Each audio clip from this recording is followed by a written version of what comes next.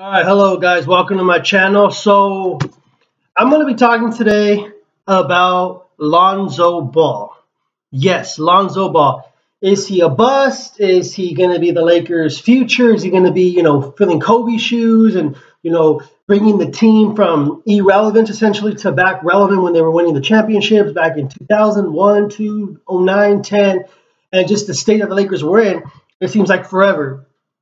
So Lonzo Ball, of course, many of you know, many of you sports fans know, and even the casual fans know that Lonzo Ball was handpicked by Magic Johnson. This past summer, he was the second pick. He was the first round second pick of the 2017 draft, and there was so much expectation, but largely because of his dad. His dad, LeVar Ball, put so much expectation on him. He's going to be the best Laker ever. He's going to be better than Steph Curry. Then Kobe doesn't need advice from Magic Johnson. I mean, we're talking about pretty much all this stuff that was placed on Lonzo Ball from the very, very beginning. Even back in the summer league when he won the most valuable player in the summer league. But again, the summer league is just rookies and sophomores. There's really no competition. It's like in college, there's no competition. So we're now 25 games into the season. The Lakers, our current record is 9-15. They just beat the Philadelphia 76ers yesterday in a thrilling game. It was actually a really good game, and I was actually rooting for the Lakers to beat the Sixers. It was headline Lonzo Ball versus Ben Simmons, Kyle Kuzma versus Joel Embiid and Brandon Ingram, and against the Sixers. The Sixers are on their way up. The Lakers are right now the Lakers are currently 11th in the West. They're a game behind the Oklahoma City Thunder, and I believe a game ahead of the Utah Jazz in the West, respectively. Okay, so we get that. So I'm going to talk about Lonzo Ball. So Lonzo Ball has now played in 25 career professional games in the National Basketball Association. Here are his current stats. He's averaging 9 points a game, 7 assists, and about 6.5 rebounds. He's shooting at one of the worst starts ever. He's shooting from the field, 31% from the field. Three-pointer, he's just atrocious. I think he's shooting at 22%. Now, a lot of Laker fans are, scared, shocked, like what is going on? Me personally, I've been watching basketball for, almost 20 years, about give or take 18, 19 years. So I know when it comes to like rookies of that magnitude, you're starting to think like, whoa, like what's going to happen? Is he going to be this bust? Are the Lakers, eventually going to rid themselves of him like they did D'Angelo Russell, this past summer?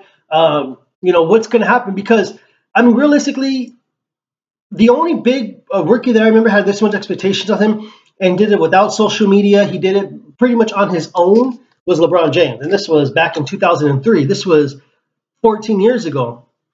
And LeBron James, just excelled every single expectation possible. I mean, the guy averaged 20 points, 5 rebounds, 5 assists, shooting at about 42% his rookie season. So you don't want to get on a guy, for having a low percentage in his rookie year because he's acclimating to the NBA. But 20 points is pretty good. That's pretty good.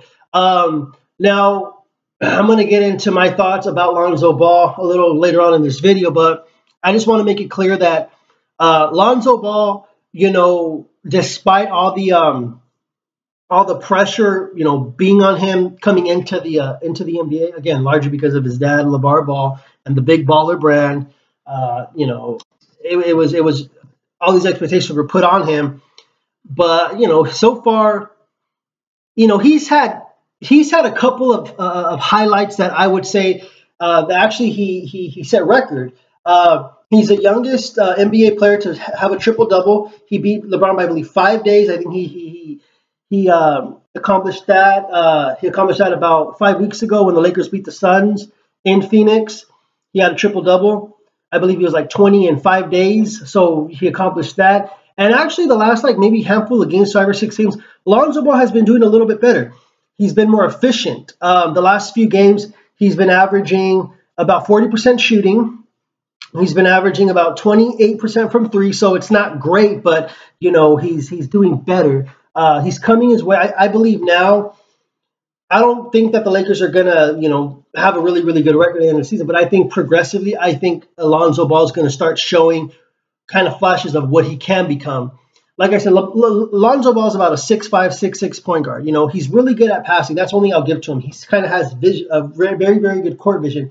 As soon as the opposing team, misses and they give a rebound, it's dish out to Lonzo. Lonzo has passed it, from literally coast to coast. So I've seen it.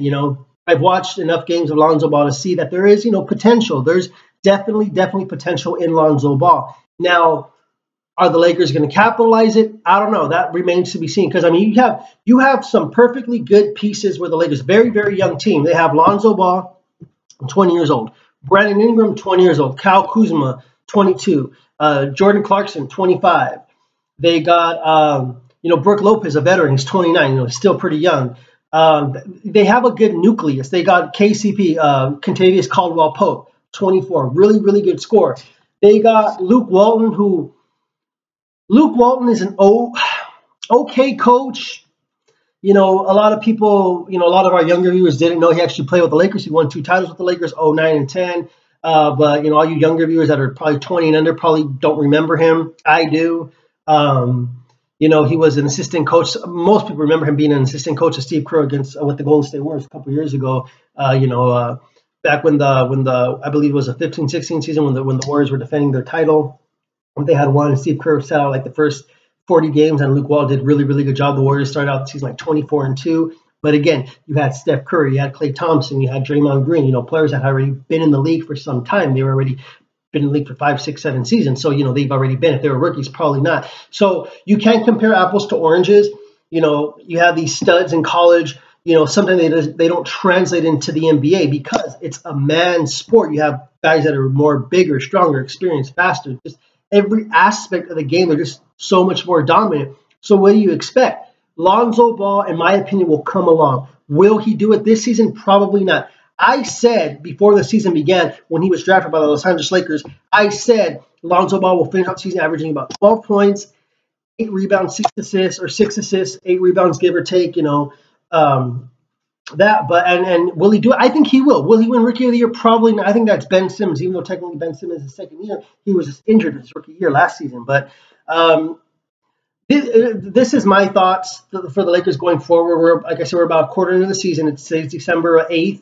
The season started, about October 18, 19. So most teams in the NBA have already played, 25 to about 28 games, give or take. So you can start assessing players. It's not too early to say, well, he's a bust. It's not too early to say, he's this great player. No, it's actually perfectly fine that's why it kind of took some time to make a video about Lonzo Ball. I'd like to see the kid do well. I think the kid, when you speak to him, he's actually a really well-spoken kid. He has a pretty high basketball IQ. It was just all this pressure was put on him in the beginning of the season to do really, really well. And that could only take you so far. So basketball is a consummate team game. You have to have, good players on the team to do well. It's not a one-man show. This is not boxing. This is not, MMA where it's an individual sport. This is a consummate team game. So going forward, I think Lonzo Ball will probably finish the stats that I said, about 12, 8, and 8, or 12, 8, and 6, or something like that. And I think his field goal percentage will probably finish. He'll probably start shooting maybe about like 40%. He wants to try for at least 40%. 3-point, 30%. You want to hit 30% as a rookie.